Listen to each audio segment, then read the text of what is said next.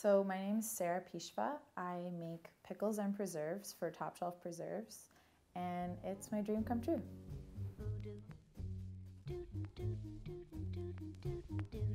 Because they're handmade, everything has a handmade touch. Everything has, everything's measured and there is consistency, but there's always that little handmade touch that's going to make a difference, that you can tell when you eat something if it's handmade.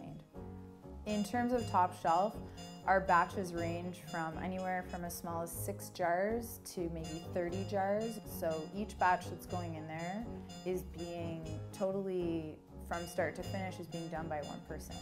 And that just means that there's some continuity. That means that the recipe is modified based on the produce. So one week if I have really long beans, then they're gonna go in a long jar because I don't wanna cut off half of it. Or it means, if I find a really cool crop of something like miniature Japanese quince, I can do something different with it that really that takes that particular crop and makes it something special, not just try to make them so consistent that they lose all character. So I'm really excited to have my stuff at Ottawa's new Seed to Sausage general store. It's at Gladstone in Cambridge. They have an outstanding selection of basically everything you could ever want to have the perfect picnic.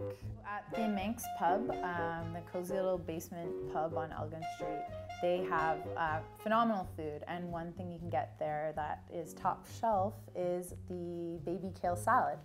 It has like a goat cheese dressing, it's really tangy, and the pickled turnips that we make at Top Shelf are perfect because they're super garlicky and really satisfying.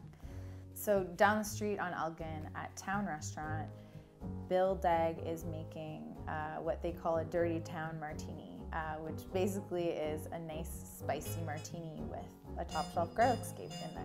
So that's really fun, and it's a great way to get to try garlic scapes, which are really only available for a couple weeks of the year, and with Top Shelf you can enjoy them all year.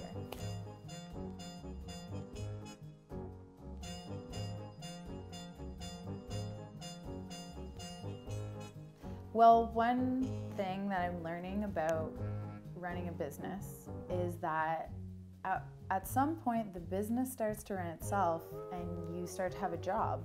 And now my job is basically my dream job. I get to cook all day. I get to talk about food. I get to work with producers, and I get to put my own spin on preserves, which is something I'm really interested in exploring. So I'm just gonna keep banging out the stuff that people love to eat, and people keep coming back. So I'm basically just gonna try and keep doing what I'm doing.